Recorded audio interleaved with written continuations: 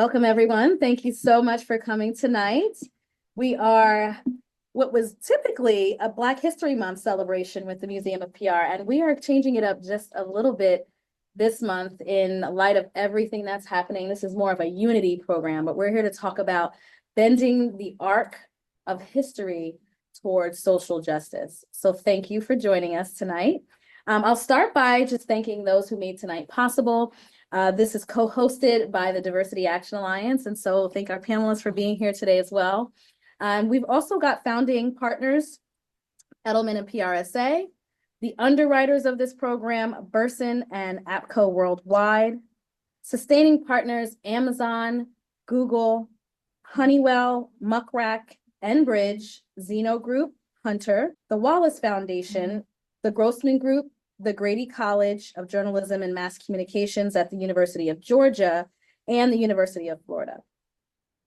So tonight we're going to dive into some great conversation.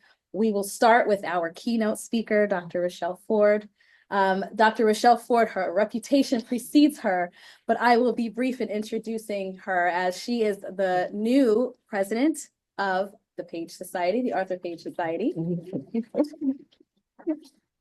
And she's going to share some thoughts with us this evening. You all have our bios, but without further ado, will let Dr. Ford give us her remarks. Well, thank you so much, Carmella. And I just want to give a shout out to Carmella, who is now one of the top 40 under 40 in the public relations industry. And I just want to, say how much we appreciate all that you continue to do for our public relations industry. And I think that tonight's topic is so important today, as it always has been, really considering social justice. And how we define that critical concept is so important now, more so than ever before.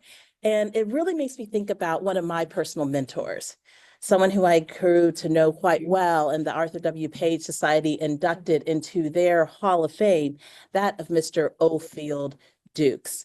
And Mr. Dukes, and I think we might have some slides that we can share, but Mr. Dukes was considered one of the most prolific pioneers in our industry. And Mr. Dukes, he stood for justice. He started off his career really helping to advance the idea that the promise of what America has called us, the promise of liberty, the promise of freedom, the promise of justice for all.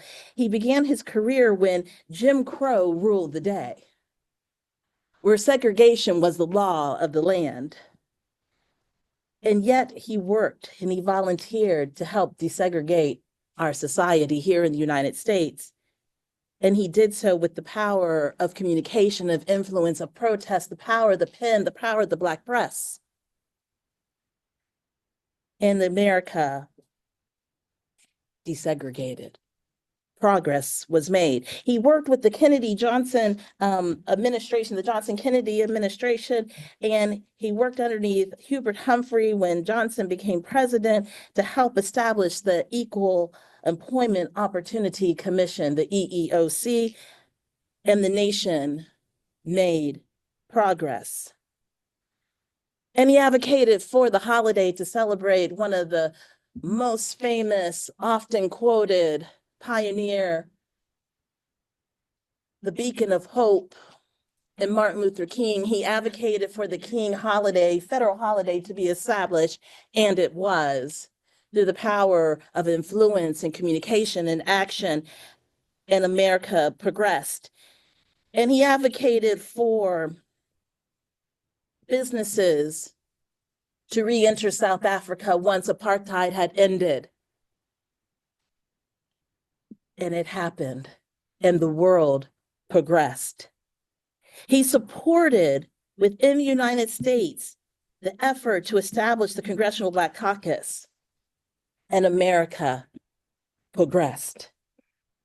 He supported presidential candidates, every single Democratic candidate until the time of his death, and America progressed. But he didn't stop just at the national and global level. He was intimate on the interpersonal level, and he helped to establish the first chapter of the Black Public Relations Society in Washington, D.C.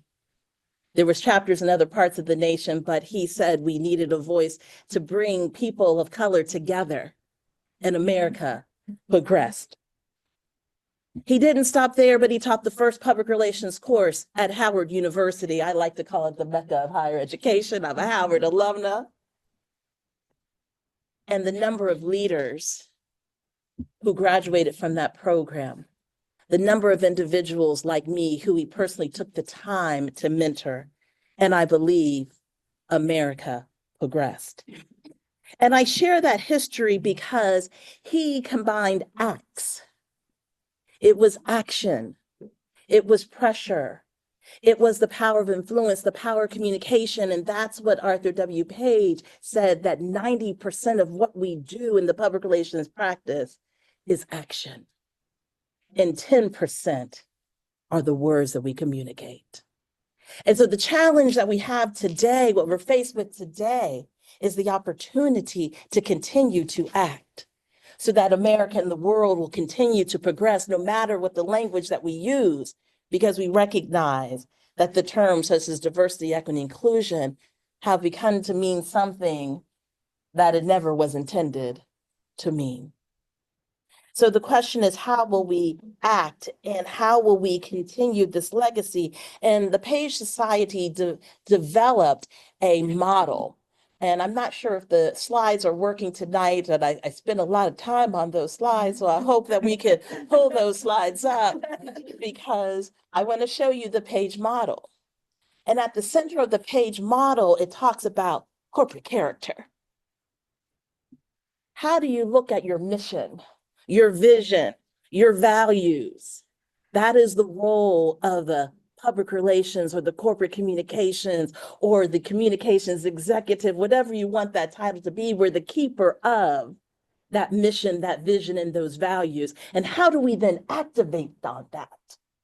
What are the actions that we're going to demonstrate with the policies and the procedures of our organizations that we represent? It's not about communication, it's about actions. Internal to the organization, are you going to be an environment where people want to work, where they will give their best and their all? Actions. How are you going to make sure that people know that you're a place where you can come and give your best and give your all, and you will receive equitable pay? It's about actions and then communicating on that value. That's what the Page model talks about, making sure that there's alignment around the action of that corporate character. And the skills and knowledge and abilities that are necessary to make that happen, you have to understand the knowledge of business, the products and the markets that are necessary for those services and those products to be. And guess what? We are not a monolithic nation, and nor are we a monolithic world. Therefore, we need to make sure that we have the research skills, that we have the listening skills, the identifying skills to understand what those individuals may need. And that means that you have to have people at the table who can bring diversity of thought and insights, who will see different perspectives within a problem. And so the Page Society has talked about the skill set that you are having to deal with multi-stakeholder engagement. It's not a public that you serve.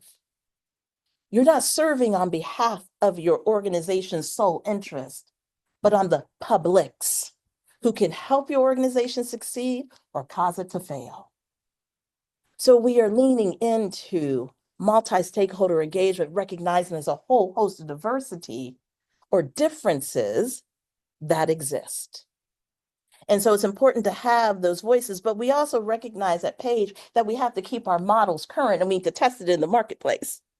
So in December, we revealed a study that we did with Melansky and partners that said, what's happening in the climate of ESG? Well, what is ESG? That's another one of those words that no one understands what it is. Therefore, we can demonize it and help to eliminate it.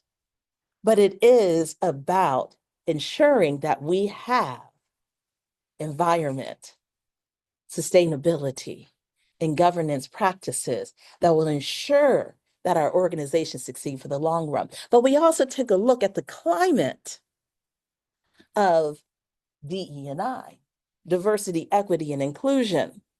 And what we found is that indeed it is a polarizing topic. And indeed, organizations are beginning to pull back from their commitments. But they also said that it is still a top priority. And so the research showed that people are still thinking about diversity, equity, and inclusion. And if I can share, because I'm not sure those of you who are on the screen, are able to see the slides. I know that those of us who are in the room may not be able to see them, but I want to be true to some of the research if possible. And definitely, we'll bring that up. We'll make sure that we're going to bring it up. But what I want to make sure is that we recognize that it is still a priority of the industry, although we're questioning if it should maintain such. But we have to continue to act. But the key thing that the study revealed is that people want change. That we have to make sure that we still have organizations where employees can come and be free from racism, from discrimination, from sexism, that there can be equitable pay. And when we speak those words, that's exactly what even the Trump administration is saying. We want to end discriminatory practices. So we need to lean into saying what we mean by the terms in which we're describing society and not get into acronym soup. But the Page Society also did another study that looked at that first study with Melansky was looking at chief communication officers and what they felt was important. But we also did another study that we asked consumers from around the globe, 14 different nations. And it confirmed what many of you probably have also seen with the trust barometer, that there is a lack of confidence in our institutions, particularly in corporate America. And so we asked, what are those issues that would move the needle, that would help us restore trust? And what we did not ask was, what about DE&I? Because that's what? Acronym soup. So what we did instead is we asked questions related to, do you care about corruption? And the world said, yes. We asked if they cared about jobs and economic development, and the world said, yes. And we asked, do you care about mental health? And the world said, yes. And in fact, it was one of the most interesting findings that millennials said it was within their top 4 most important issues that corporations needed to address. And if you look at the research today, racism is a mental health disorder. If you look at the research today, sexism and homophobia are mental health disorders, because when you are in those environments where sexism and racism exist, you can't be free to be yourself. And you cower, and the stress and the depression and the anxiety creeps in. So if corporate America is going to make our environments a place in which our employees can thrive, then we have to look at the action of our policies and our procedures. How are we operating so that we can address the issues that are key today? And so the other thing that that study said with Harris poll of these 14 different nations, it said, well, what would help you restore? What can corporations, what could communicators do? And they said, act, do something. And then just don't tell us what you did, but tell us why, tell us how, provide the context, that there is a business imperative so that we can make sure that all of our products and services are available to the people who need and want them. And that we deliver them and we tell them about it in the channels where they go for information. They said you have to communicate about why, which means what is the business imperative? That by us doing things to find diversity of thought, going to fish where other fish live, not just in the pond behind our house, but going to other ponds to find talent, will have that diversity of thought at the table. We have to be proactive. And they said, tell us why, the context. Tell us how you are doing it. Tell us when and what you did. But it starts with the action, because if you do the action alone and nobody knows about it, it won't restore confidence in business. If you talk about it and don't do any action, it's performative, and we know that you are lying. Therefore, if you go back to our namesake for the Page Society, it's 90% action. It's 10% communication. And those of us who are in this field of communications have to understand business. You have to understand that we cannot withdraw, because our character of our companies depends upon us speaking up and demonstrating how we can continue to bend that arc towards justice, just as my mentor, Ofield Dukes, did during his career.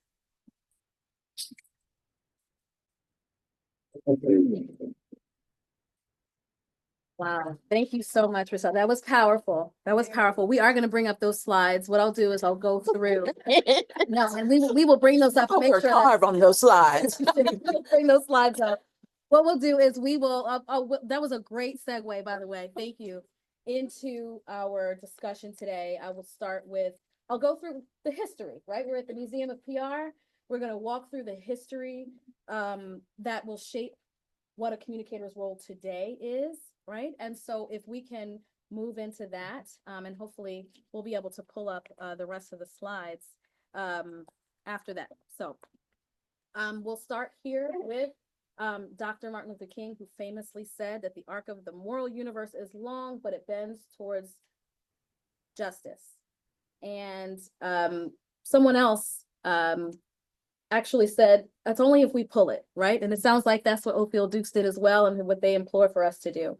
And so as we reflect on that today, he might have also added that that process was not always smooth, right? So our purpose today is to follow that arc through its path of history. So that's what we'll go through very quickly, and just kind of get some historical context around the conversation, and how communicators played a role throughout history to shape the conversation we'll have today about how communicators will play a role today. And we'll start at the very beginning on our shores here in the United States. Does everybody recognize this document? Yes. Yes, okay. So as we know, as a part of this document, which was one of America's founding documents, it devalued Black people, particularly people who were other. That is what the language says. If we go to the next slide, right? Representatives shall be, we all know this part, right? The 3/5, right? All others would be 3/5 of other persons. They were not even considered a full person. So this is Article 1, Section 2 of the Constitution.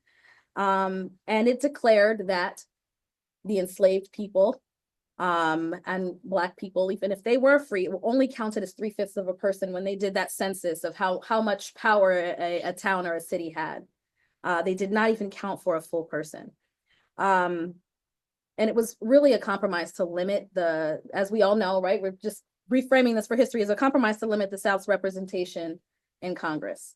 But it also reflected the racism that really was part of the foundational elements of our country and the economy. And so cotton produced by enslaved labor was obviously there was more populous slave labor in the South. And cotton was a crucial raw material for northern textile mills, right? So that kind of just let that set the foundation for the value of a person of color. The indigenous Americans were the very first, almost, right? You know, their land was usurped from them, and they were taken out of their own home, and it was declared someone else's, declared another place, right? And that culminated with the the Indian Removal Act of 1830, which was years after they'd been suffering from new diseases that never existed, that they had been tricked and fooled into different agreements, right? So just going a little bit back to really frame this, it did start with people of color who were here already, and it expanded into different territories throughout as the colony expanded. So did that that sentiment. The Chinese Exclusion Act of 1882 barred immigration from Asia, and it made those who were already here, existing permanent aliens, and it excluded them from U.S. citizenship until 1943, right? So there has been a long history of exclusion in the U.S. through its policies, through its founding documents, through its procedures, anti-Latino prejudice. In the Depression, as unemployment grew, the U.S. forcibly deported some 2 million people, some of whom were American citizens, right? Doesn't sound too much different than some of the things we're hearing today, right? So when history repeats itself, 2 million people who spoke Spanish or seemed to be of Latin descent. So many of them who were forcibly deported just seemed to be of Latin descent. And about 40 to 60% of them were actually American citizens, right? So this is something that when we're hearing it happen today, it kind of reverberates through history. The Immigration Act of 1924, which limited immigration visa to 2% of each nationality that was already here in the United States. And that was as of the 1890 census. So this happened in 1924, but they went back to the 1890 census population numbers and limited immigration to, it totaled about 350,000 people per year. And most of the people who were able to come in because of that act were from the British Isles and Western Europe. And there were some from South and Eastern Europe as well. So again, there has been a constant theme of racism. So we have also seen that at least 70 years after 1619, when enslaved people were brought to the US, there were people who decided to stand up and do the right thing. They were abolitionists. It took a civil war and maybe another couple hundred years for slavery to be fully abolished. But there were people who cared about it, and maybe even before that, but who didn't feel they had the power to do anything about it.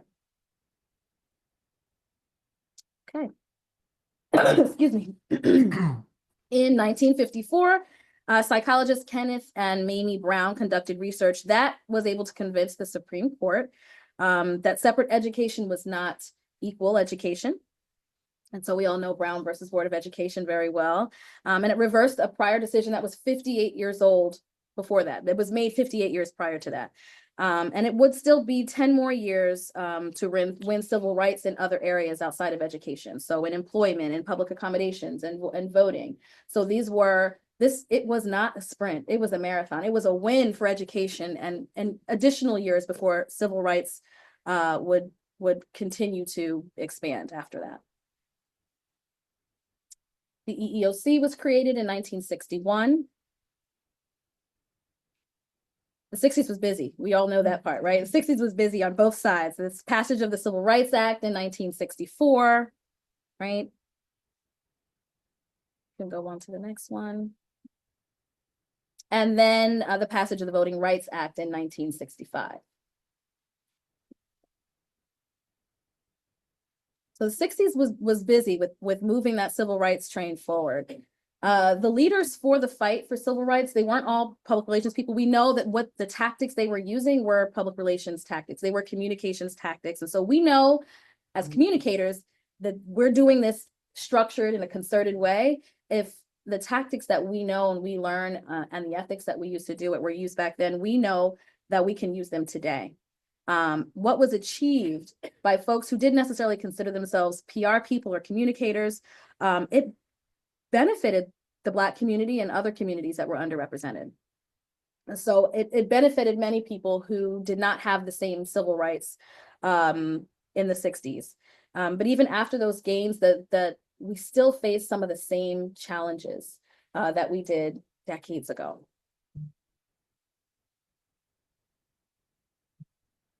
Okay, so the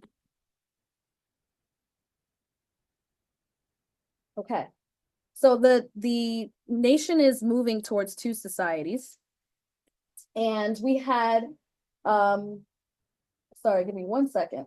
Make sure I have the right stuff up here. Okay. Sorry about that. Okay. So we're same decade still. We're still here in the 60s. Alarmed and prodded by public opinion, companies began to integrate the intent of civil rights laws into their operations, which is what we're asking companies to do today, right? Don't make it a silo, make it part of your operations. They were correcting past wrongs there was a broader call to improve businesses' culture in terms of its DE&I. They didn't call it DE&I back then, but diversity, equity. They did use the word diversity in their diversity, equity, and inclusion. It addressed injustices in Black American experience, especially at work, but also those felt by women and by those of the Hispanic population, the Asian population, Native Americans, and members of the LGBTQ community as well. So civil rights protected all of those classes. And as it evolved, it went from affirmative action to diversity, equity, and inclusion. And that's a whole nother discussion about the evolution of diversity and where it came from. So as with any progress, there's always going to be a little bit of resistance. And if you're not making progress, there won't be resistance, right? So, but if you are making progress, there is. Backlash developed, especially in the South, as you can imagine. There was a Republican political strategist, as you can see here, Kevin Phillips, who advised candidates specifically to exploit white voters' racial anxieties and linking them to issues like crime, federal spending, voting rights. So that was really stoking fears. And that strategy helped to produce Republican majorities, especially in the South, for decades. So you'll see here the trajectory of how voters saw the Democratic Party, starting in 1948, right? So the public, in every election since then, they saw them as like the champions of like the working class, right? This is what they were viewed as. As of 2016, that had changed, and Democrats are seen as a champion of minority or people of color. This is what folks think, minority advocacy over a range of other relevant issues. And they were able to politicize DEI that way as part of a radical agenda, right? Woke capitalism. So we know that the term woke has been used for decades and was, like DE&I, usurped. Woke, so anyone who was a critic of DE&I policies, of affirmative action, they repurposed this woke cry, and it's been used by Black activists since the 40s. We continue to hear it even into the 80s in pop culture and movies and music. Wake up to injustice, right, which is what it really meant, became woke. And it was a negative way to describe progressive policies, anything from using plural nouns to describe non-binary people, to employee resource groups that gave folks a sense of community and belonging. If it was anything that was related to diversity, equity, and inclusion, it was woke, and it was now attached to this negative moniker.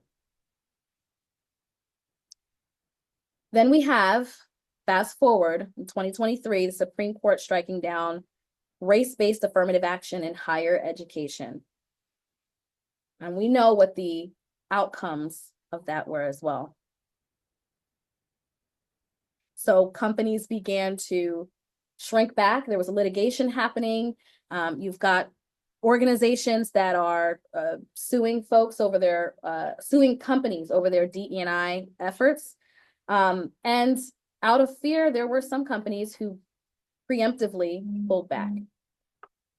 That litigation was not necessarily, something that came to fruition for all organizations. But because it became law in higher education, organizations began to prepare for what they expected would be the snowball effect into corporations. Move forward. Two more. So now let's fast forward to today. The Trump administration has been in office it had been in office less than a week when it started signing executive orders, right? And those series of executive orders were really targeting DE&I. It was really dividing Americans, right? Dividing us by race, by taxpayer dollars, and claiming that DE&I was reverse discrimination. And most of those orders required federal government agencies to shut down any of their DE&I initiatives, fire certain staff that did DE&I work. So this is something I'm sure we're all, like the breaking news alerts, we're tired of them by now, but I'm going to put an end to supplier diversity, and that's in the federal government and for organizations that receive federal funds. So a lot of business leaders who looked at this, many business leaders who looked at this, wanted to pay close attention and reading the fine print, right? And so if we know, and for corporations right now, specifically in the private sector, it's very heavily recommended in most of those executive orders. But the government would have you think that they're illegal. It's just flat out illegal. That is what they would have you think. And even claiming that DE&I is a form of discrimination doesn't match public opinion right now, right? So it's a little bit of data, because we cannot do our jobs accurately without using data. You quoted Harris Poll, you quoted Maslansky. There's so much data that tells us, whether you're thinking about it from a moral perspective or where you're thinking about it from a business perspective, that diversity, equity, and inclusion is not actually a bad thing. And it's not necessarily what we say, it's what people hear, which we know, Communications 101. It is what they hear. Surveys show that 74% of Americans actually have positive to neutral attitudes, as you can see here, toward the acronym, but only 26% of people think DE&I is divisive. So this is the data. This is the data, and this is what we as communicators need to lean more on to tell the story. Same here, most Americans agree with the concepts behind DE&I. I'm sure you've heard that multiple times before if you've been attending these types of roundtables and conversations.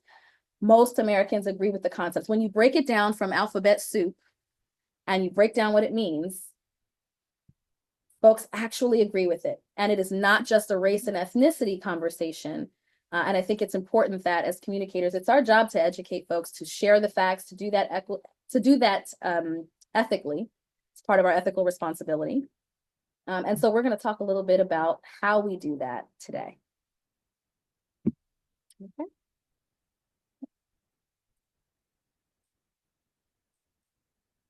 All right. The Kerner Commission, is everybody familiar with the Kerner Commission report? Yes. So we'll talk, I'll give a little bit more meat to that in my preamble, but I want to make sure that we have time for everything. The Kerner Commission, as we know, was a report that LBJ commissioned to figure out why there was so much civil unrest in the late 60s, when they were really busy in the late 60s. And the outcome of the report was that there was racism and there was economic inequality. And that is not something that has changed much today. Okay.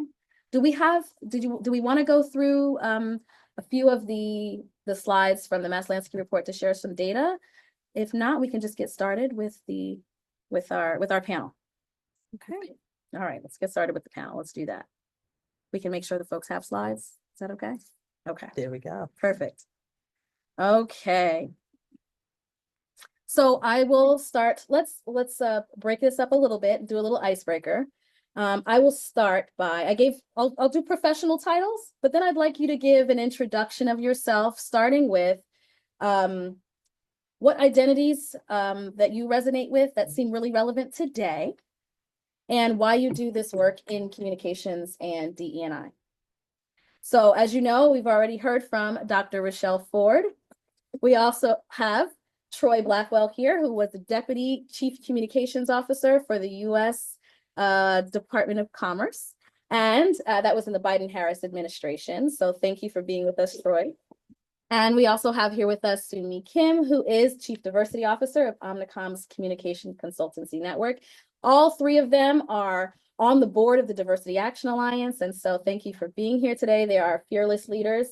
And so if each of you, we can just go right in order, share which identities that, that are relevant to today. We're all intersectional, right? So we've got lots of identities. Which ones are relevant to you today or seem relevant to this conversation, and why you do this work? So relevant to me today, and I think every day, is I'm a Christ follower.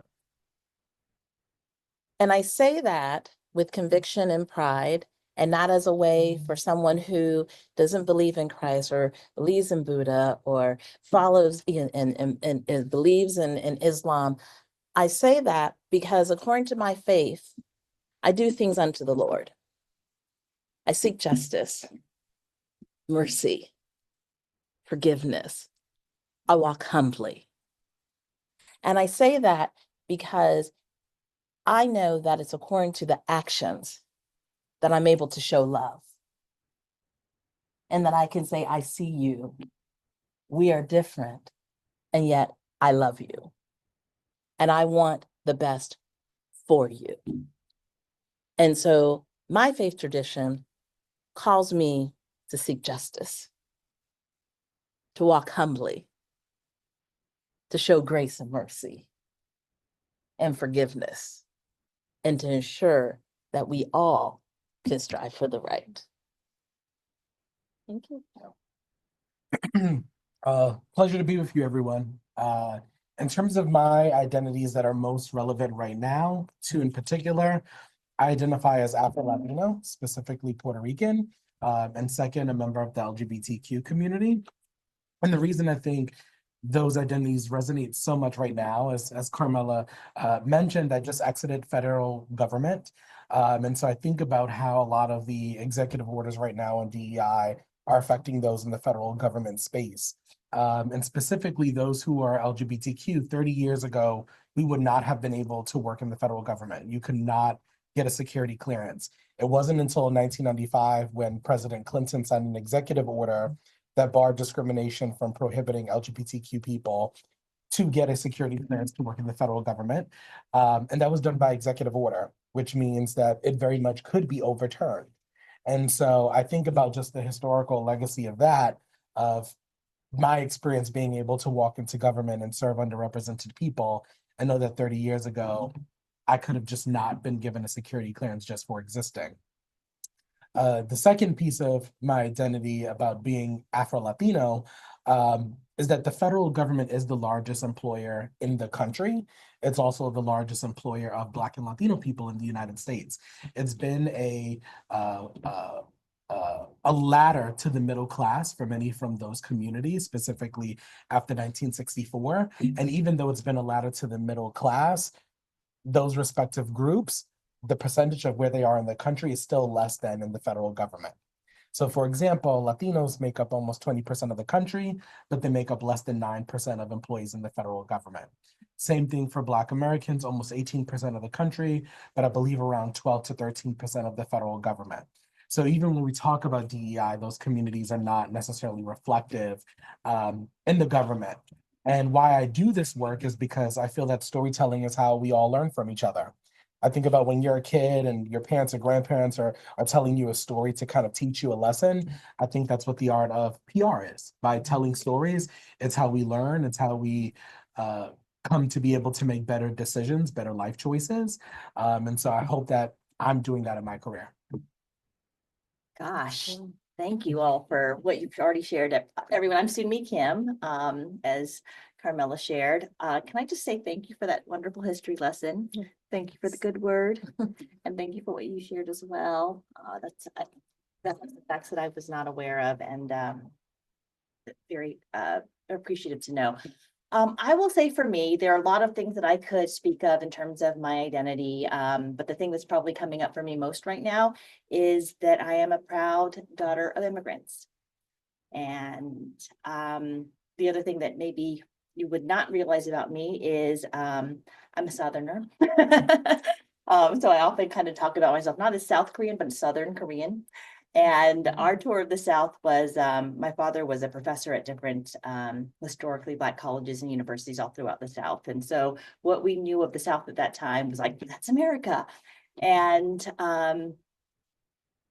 in that capacity of being within different cultures and different languages is just the importance of words and what they mean and who is visible and who is invisible.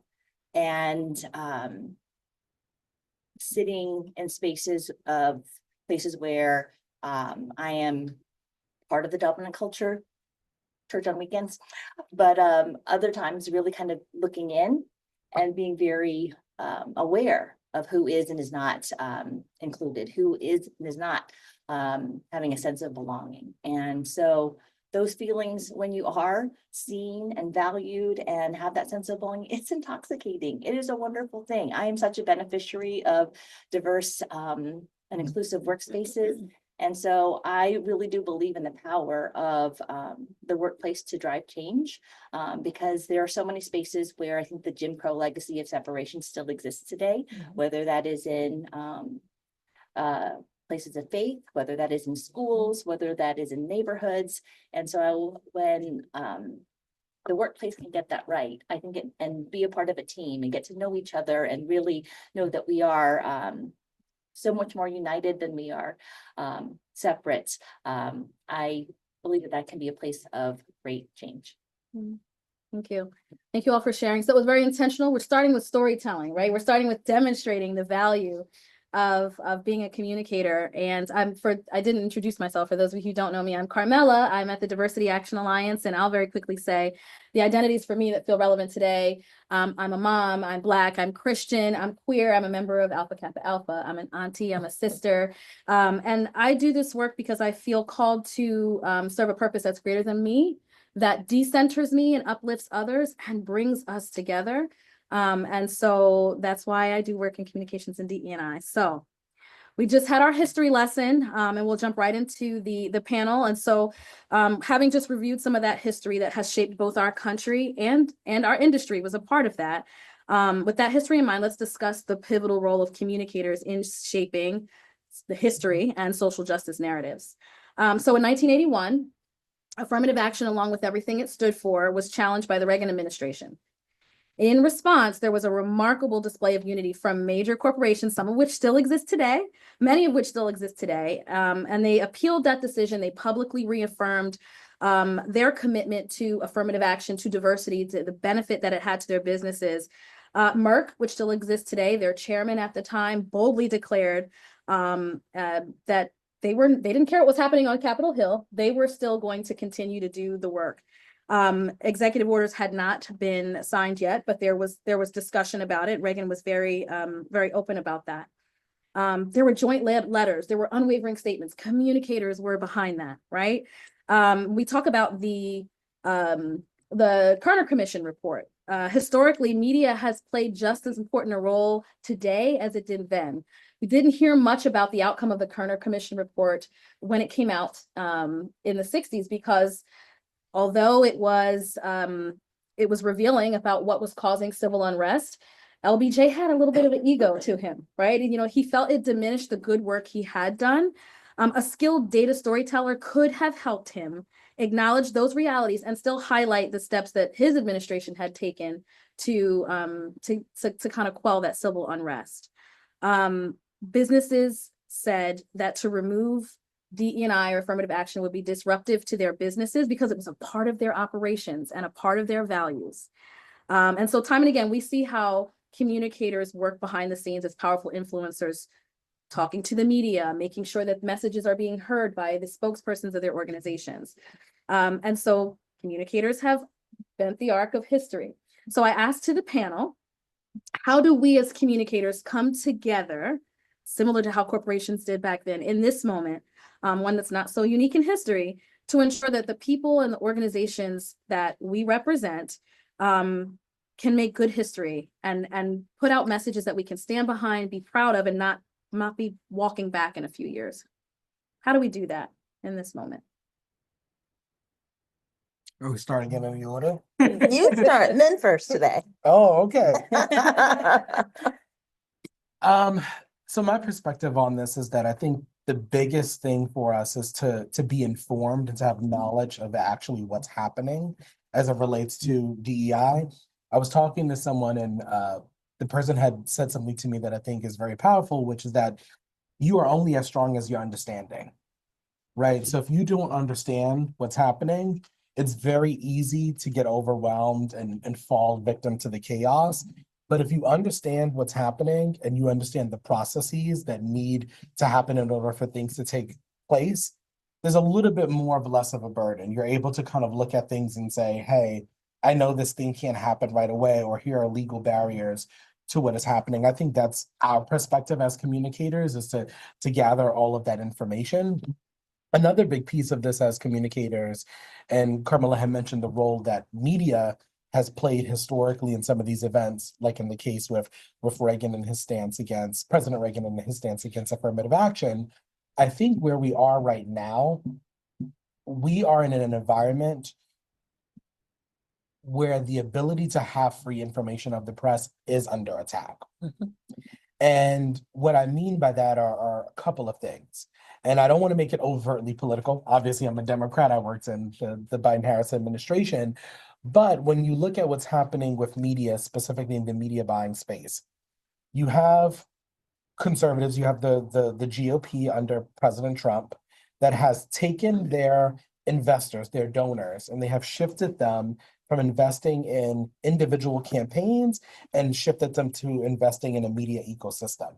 So what you have happening is you have these conservative billionaires who are owning AM radio, they're owning podcast. You used to have the Rush Limbaughs, now you have the Joe Rogans. We've seen from the inauguration that you have all the big CEOs of the tech companies, like what we saw with the situation that happened with TikToks 2 weeks ago, where that CEO, Mark Zuckerberg, Elon Musk, and others are in the president's pocket. But then you also have companies like Sinclair Media, which owns Fox, and they are buying up local radio stations and local newspapers. So it's controlling not just how information is getting out in a digital way, but it's also affecting how information is getting out in print, right?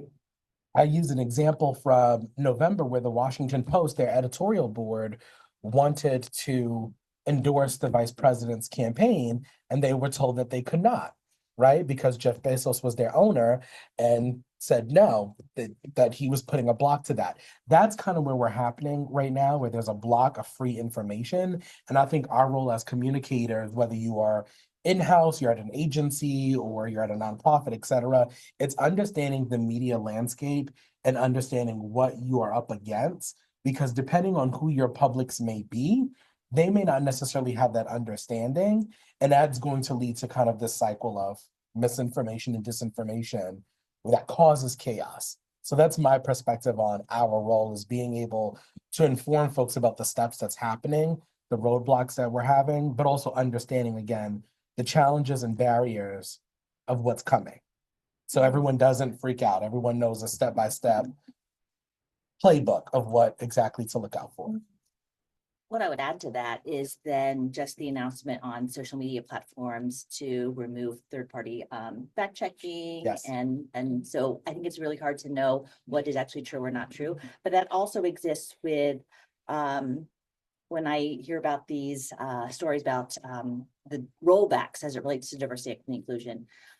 There are a lot of untruths that are being told there because, and I mean, you name any kind of major news source. I was just looking at one, I'll just call out NBC News as an example. Had like 2 columns, one with companies that are rolling back on diversity, equity, inclusion, and others that are not. Now, if you look at the column with those that are doing the rollback, some of them are a lot of nothing burgers.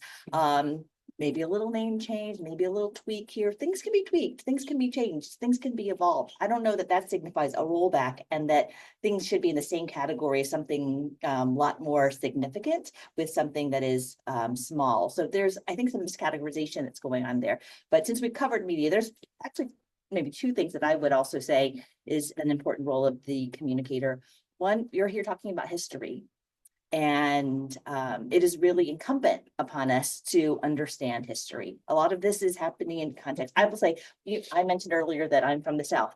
Well, guess what? In Georgia, where I grew up, everybody has to take Georgia history to graduate. So usually in 8th grade, but even if you moved here and you transferred and you're in a junior, you have to take Georgia history. Well, when I think about the Georgia history that I learned, it makes me so angry because there's so much that I did not learn until I was an adult, and that I had to seek upon myself. And then there's so much that's very intentionally being hidden about history. I had to watch gosh, what was it? The Watchmen series on HBO to learn more about what was happening with Greenwood and Tulsa and the terrible massacre there. So I have to actually focus on what content I'm consuming to actually learn. And I think about just like AP history or AP Black history that is removing elements of things. So it's so incumbent upon us to know more information, just even historically. Yes, and the fact checking and so forth. The other thing that I would say is that this is just even more personal, that we have to get to know one another. And there is something so powerful. We talk about like an employee resource group as an example. It could just be just any kind of friendship, really. But I feel so enriched when I get to have an opportunity to learn about cultures that I am not a part of. I'm so grateful that people welcome me into those, and I get to have really rich friendships. But I would love for us to get to back to a place of generosity. That's the kind of America that I actually came into when my parents moved here, immigrated here. And to know that just because we're centering somebody else right now doesn't take something away from me. I actually am so much more knowledgeable and enriched because I get to participate and learn about others. Love that. I mean, to me, that's a communicator's role. It is our job to do the research, to understand something better than our clients, than those we're counseling. And we ought to be prepared. And part of that is a personal journey as well, right? And just getting to know people and understanding the history. So you started to talk about this a little bit, but maybe Rochelle, if you could add to what is disinformation and misinformation part of the biggest challenges that we face as communicators right now with the polarization, and just what is it that that keeps you up at night when it comes down to where we are as a society and how communicators can impact that? So the disinformation and misinformation is a huge problem because very few people fact check. And the way that AI is now structured, it doesn't fact check. And depending upon the tool you have, you won't even know the source in which you receive that information. And so you can further spread misinformation. And I think because of the way that we now consume media, we're living in these additional echo chambers. So now you have dis and misinformation combined with you only receive information from a singular source. So the challenge for the comms person, and it goes back to something you were saying, is the eyes, the ears of those who receive it, is to make sure that we're communicating about the same thing and that we're getting it into sources where we ourselves don't feel comfortable in sitting in. And so I led with that I said that I was a Christ follower, because right now, a lot of people would associate being a Christian with the conservative right and trying to end policies of this, that, and the other, not liking, people of difference, what have you. But I can say Christ said, to love the immigrant and all too. That's a whole other story. We'll save that for refreshments afterwards. But what I would say is that we have to make sure that we lean in and listen to what's being said. How do we find commonalities?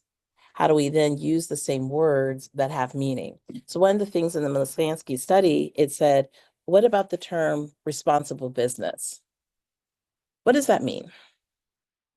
When we look at the term responsible business, it resonated as a positive term with Democrats, with independents, and with Republicans. Responsible business means that we're not going to discriminate.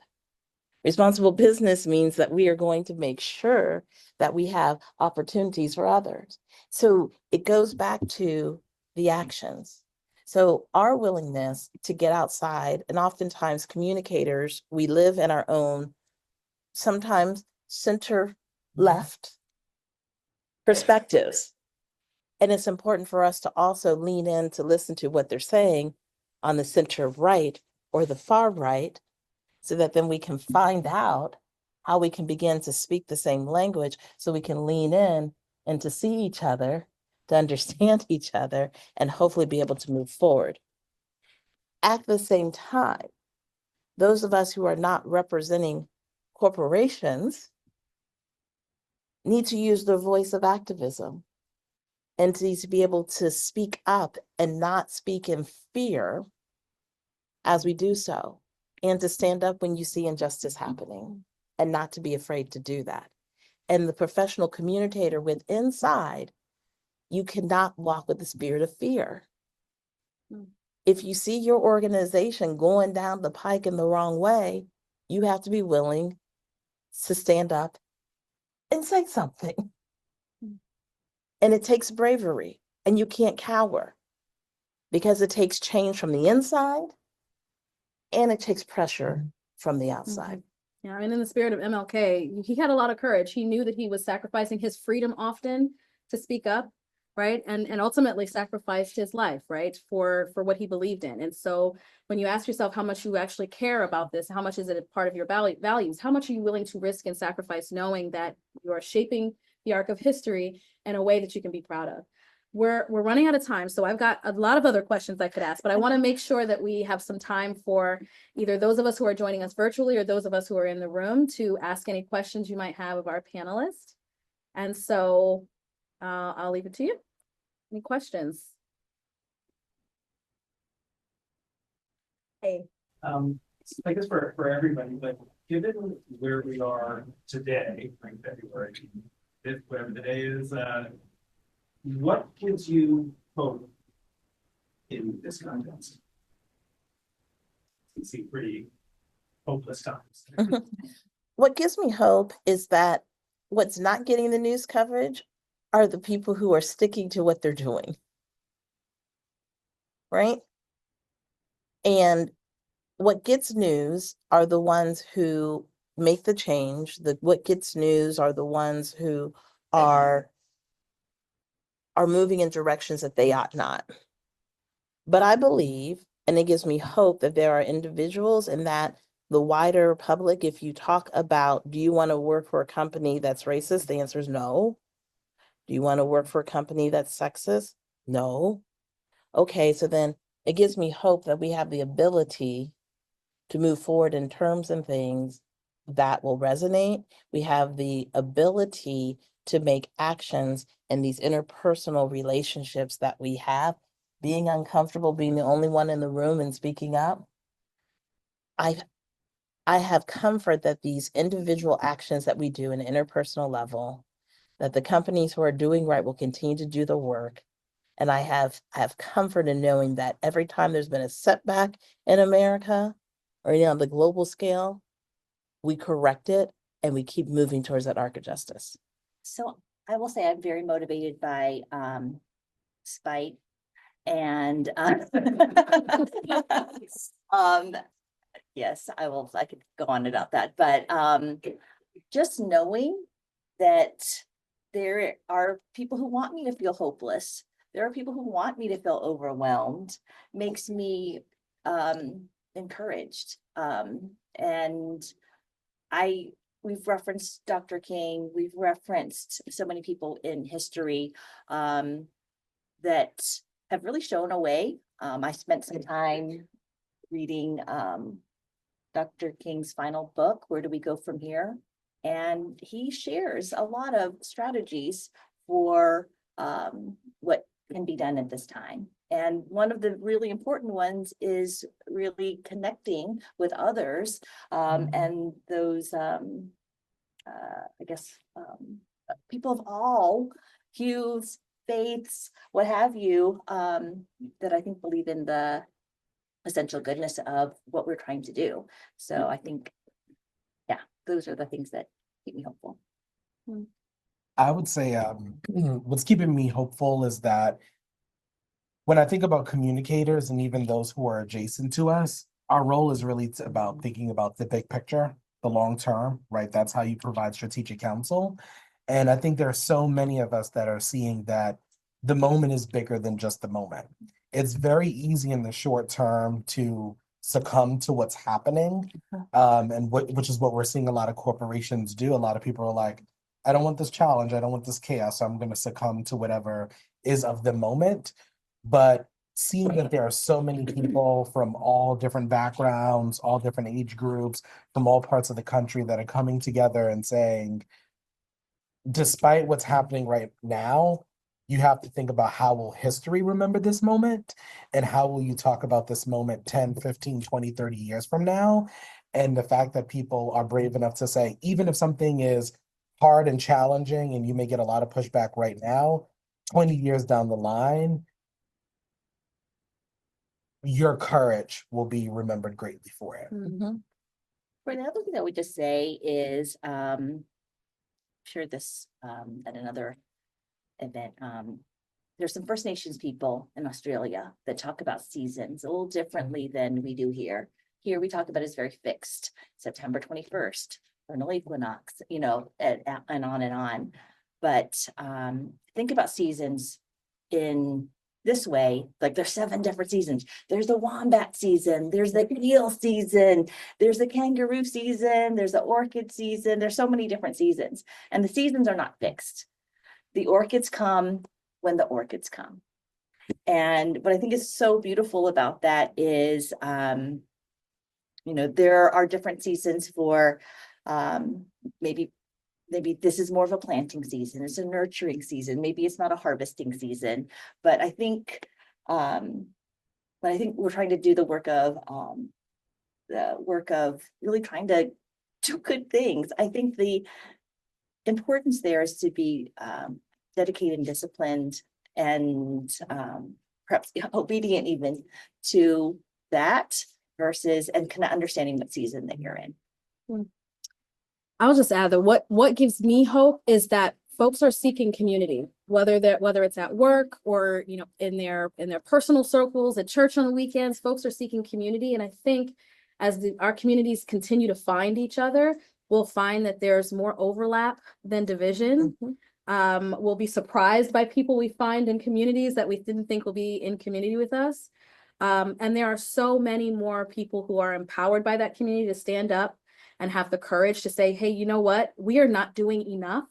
Here's how we can do more. And it takes that one leader to empower the rest. It takes the Costco, it takes the Apples to stand up for everyone else who thought they should follow behind those who weren't doing it, and say, you know what? One, we already weren't doing enough. Let them do away with what they want to call DE&I, but we needed to do more anyway. And in our industry in communications, what we've been working on has given us incremental progress, but we need to move from not even just action, but we need to move towards transformation, because we need a big change in this industry particularly. We are the storytellers. We represent people, we represent organizations, we represent institutions.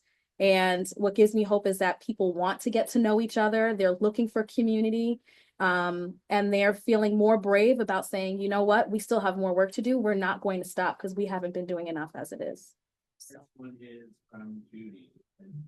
Is there a watchdog role for the CAA to become a source of credible information, given how easily disinformation can be circulated? We can talk about the issues that threaten core values, but can we add value beyond beginning the discussion?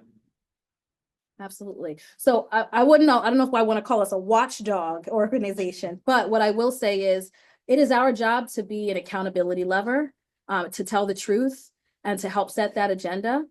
And I think there's definitely space for that. You know, the DAA is a community of people who do believe in the principles that underscore diversity, equity, and inclusion.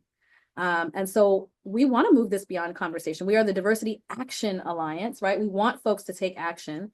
And we're here to support those who want to do it.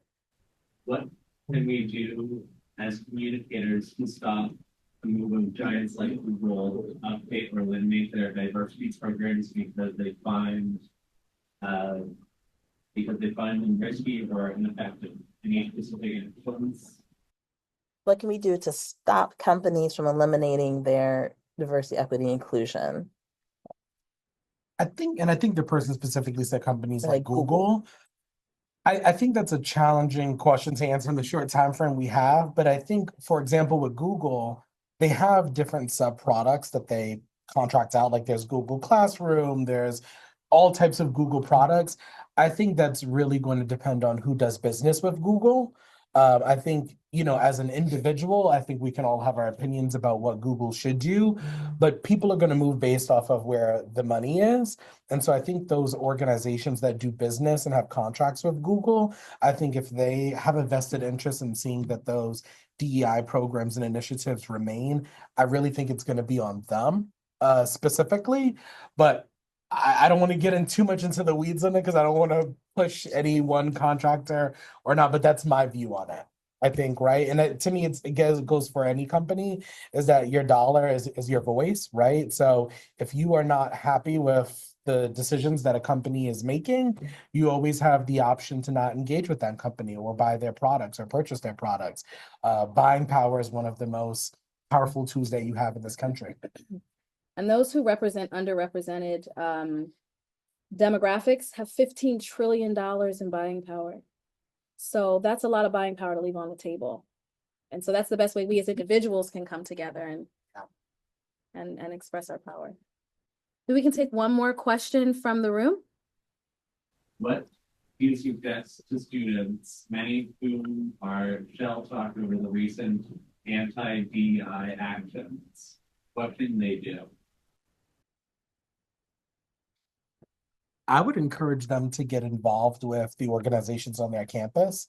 I think the most important thing in moments like this is to find community. It's very easy, again, to have the chaos weigh on you and to isolate yourself. But assuming that these are communication students, you still have great organizations like PRSSA. I know HIPAA and Beepers also have student chapters. I'm sure at the DAA, we would love to connect folks with universities, different programs. So I think the best way is to find community with organizations on your campus and start there. I think that's good. The short answer. I think it's also important that students, you start with your own circles, right? And the relationships and build from there, but then also hold your own campuses accountable for making real substantive change that has real impact. I think part of the backlash that we're experiencing, whether it's at the corporation level or at a university or in a community level, is that a lot of the programs that were done so poorly that they didn't have the intended impact.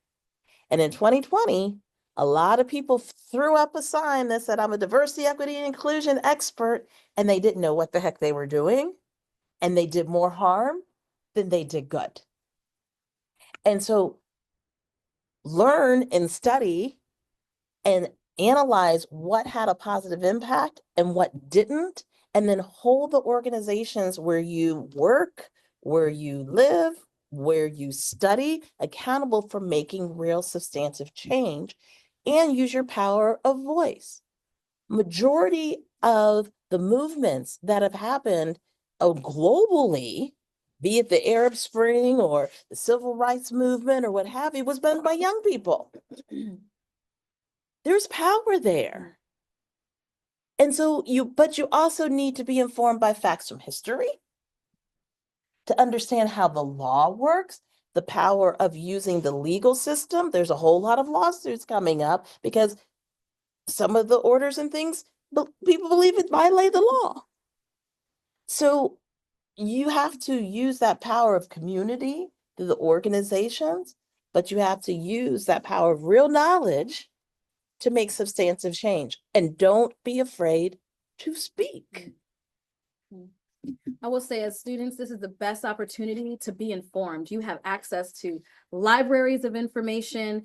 When it comes down to misinformation and disinformation, student organizations and student organizings and grassroots efforts have changed entire communities. You are in the best position to use the data, use the research, use case studies. People are always opening their doors to students. Ask questions, right? And use that information to you have tons of technology at your disposal as a student, and use that to get your voice out. So don't just use your voice, but use your voice and make sure it's informed.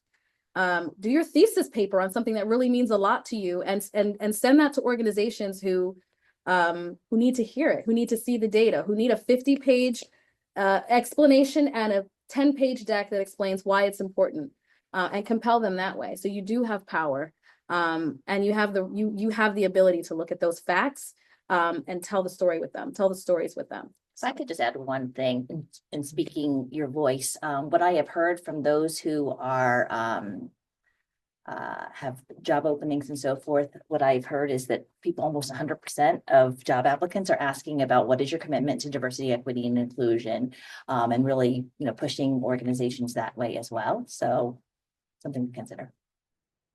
My question is, I know that you've spoken about it being important to speak up and have courage who experience injustice. So I would love to maybe hear about strategies that you've used or can recommend to impart empathy. I think empathy begins with listening. I think oftentimes when we are emotional, we read the headlines, we're angry, we're ready, and we operate even with our own echo chambers, and so we're ready to go in it. But empathy means pulling back and leaning in and listening, and trying to find those hints of commonality and try to invoke a playing field where we can have shared meaning and understanding. Too many conflicts in the world is because people spoke past each other. They put it on social media. They had a press conference, and everybody just kept speaking past each other versus sitting down and listening and finding each other's humanity. And some people say, oh, well, that's a Dr. King approach. But sometimes we need to have a Malcolm X or more radical approach. And sometimes it is calling out behavior that is totally wrong and unjust, and being firm that you call out that behavior was wrong, and be able to quickly explain why it was offensive and wrong. So it takes bravery on both parts to be empathetic, but also takes bravery to also say, yeah, that was straight up wrong. I'm not trying to go back to George Floyd. That was a murder in the street. So sometimes you have to speak up, but empathy is listening, and it begins there, and seeing each other as humans first. I think that humanizing diversity, equity, inclusion is so important. I think it's really easy to vilify 3 letters and put a meaning on it that was never intended to. But if we talk about our own stories and humanize it that way, then I think these concepts that are used against us, then I think people can see a little bit more about what that really means.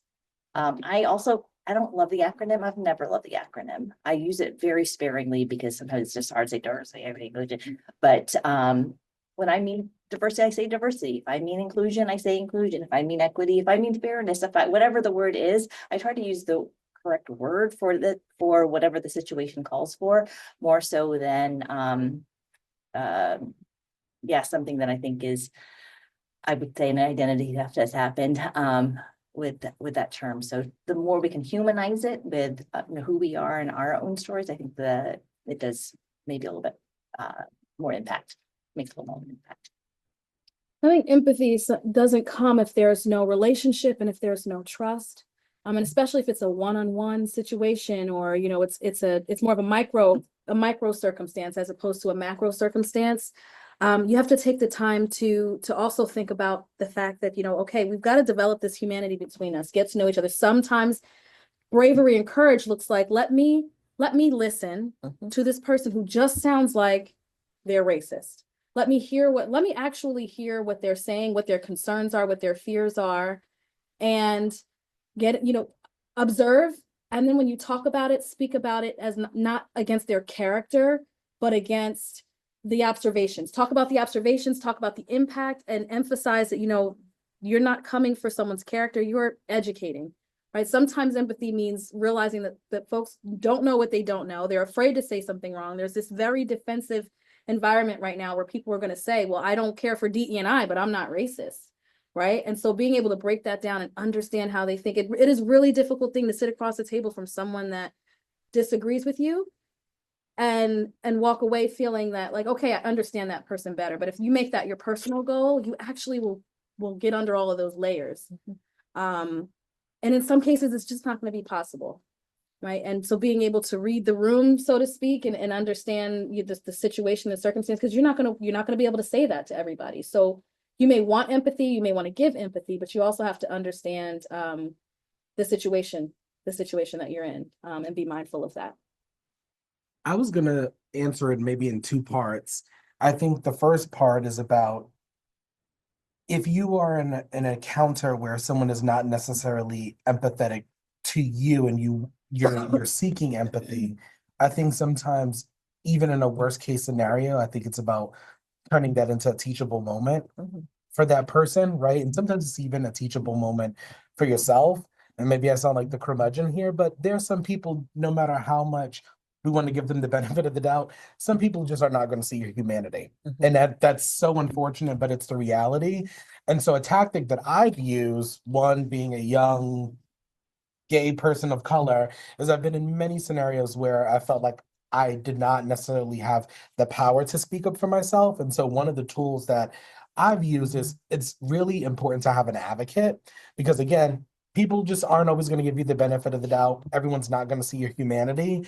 I think if you have an advocate that people trust, someone that can sometimes be a validator for your voice and concern, I think that's really important. And so over the course of my career, there's been two really important people that I always give credit for that. And those two people are Art Stevens, which a lot of people in this room know, and Lynn Scott Jackson. Those two people have talked to me off the ledge many times. But I think it's really important sometimes when you feel that you don't have the power, because realistically, sometimes you may be in a situation where there's a power dynamic and you're seeking empathy from someone who is above you and you don't know necessarily how to voice your concern in that situation. So if you don't feel comfortable turning it into a teachable moment, find someone who can be an advocate for you. I appreciate your last comment on that about seeking empathy from others. I never seek empathy from others. I have the position that they are not going to be empathetic for me and that they most likely will not attempt to understand me and because I feel like I'm Shrek, I got layers, I'm an onion and there's layers. I think a lot of people have layers, but part of it is understanding who I am. And I tell a lot of young people, if you wear your identity right here on your sleeve, somebody's going to come by and knock it off. And then you're going to be some kind of sad somebody. But if you know who you are, then nobody can take that away from you. They can call you every name but your own, but you know who you are. And it comes a point, and Jesus even said this, and they're not going to receive your word, shake the dust off your feet and move on. Not everybody is going to be empathetic, is going to listen to you or care. And sometimes you shake it off and you move on because they're never going to steal your identity because you know who you are. And then you move into your activist mode. One thing about power dynamics is in order for someone to have power, they have to have something that you want, right? And so as much as you want to shake things off, there are going to be times where, again, you've got to read the room because there are people who, especially young professionals, I need this paycheck, right? You find a place where you can still pursue your values until you can get to the place where you have a little bit more of that leeway. Unfortunately, power dynamics sometimes means, you are going to have to swallow your pride, right? Work for an organization that may not necessarily share the same values as you. But what people do respect is whether you agree with what's happening or not, you speaking up and at least saying something, they're going to look at you as a leader, right? They're going to at least say they didn't just agree with everybody else in the room. And so you can say that with grace. You can say it one time. You don't have to repeat it. You don't have to jam it down folks' throat if you know that they don't agree. But being mindful of that power dynamic, and when you can just say what you want, and when you can say your piece and then let it go and choose your battles. So I would say that's really important, particularly for our students. Okay. Did we have one more question in the audience? No? So I have a question about how to navigate conversations in settings where people would like to stay neutral in these conversations. And it's easy to get upset when there are human rights that are at stake. So how do you remain composed in the face of neutrality when it's such an important topic? How do you stay composed? Yeah. I think that comes back to what I was saying a little bit earlier about your strength is in your understanding. And sometimes you will be put in situations and you will be in front of people where you know you can't change them. Mhm. You won't be able to change their thought or opinion, no matter how much you disagree. And again, it goes back to this idea, everyone's not going to see everyone's humanity. And so sometimes, at least what I find for myself personally is there's so much work to do. The last thing I have on my to-do list is to argue and debate with somebody whose minds I'm never going to change. Mhm. Right? The thing is, like, I can say where I stand, you take it or you leave it, and that's it.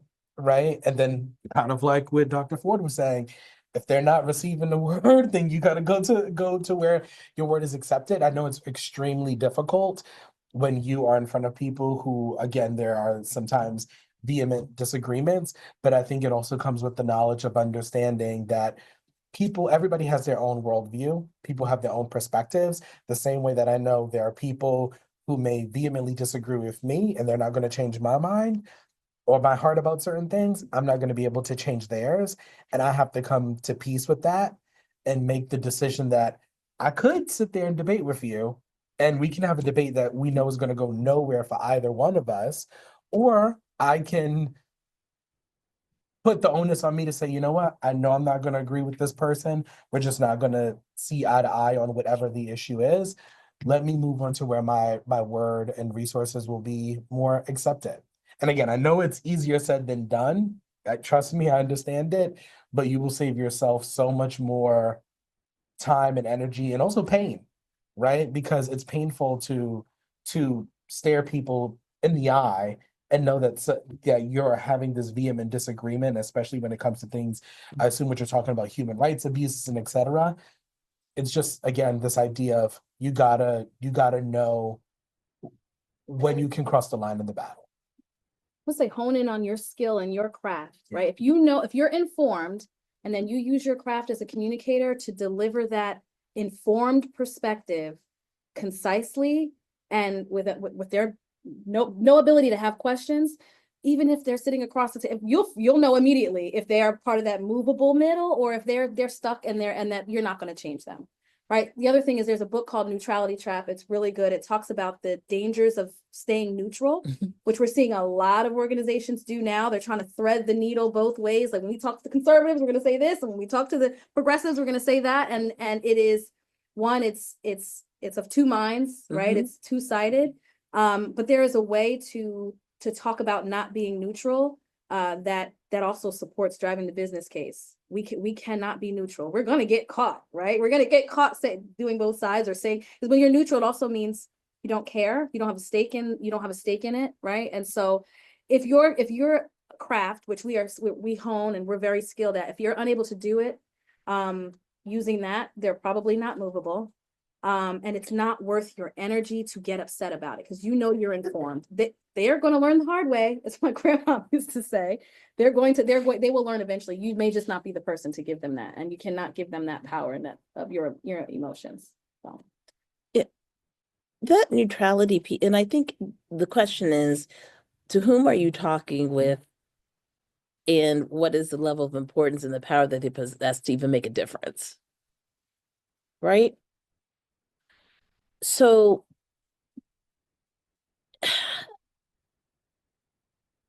And also from an organizational perspective, organizations should communicate on things that are core to their business practice and core to their values and their mission. I think one of the traps we got into in 2020 is we were communicating about everything. And I believe this and I believe that, I believe this. And many of the stances were not authentic. They were being double-minded, right? They couldn't prove it with action. They didn't know what they were talking about. They were ill-informed. And it was like a lot of it was performative.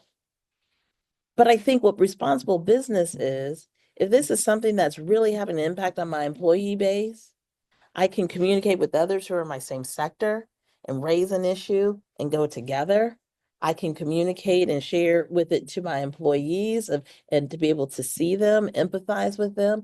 And then how are we going to move through this, because it's going to help our business move forward. But every organization doesn't need to communicate on every issue. I think they have to communicate on things that are serving a core piece of their mission, of what they are set out and who they say that they are and who they want to be.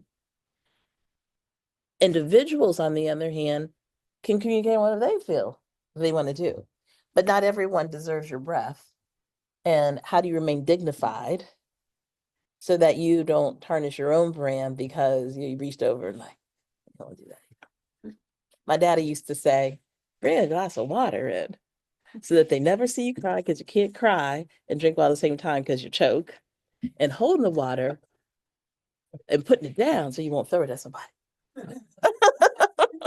But can I say, I feel your pain. So I wanted to at least empathize with you. It hurts my heart too. And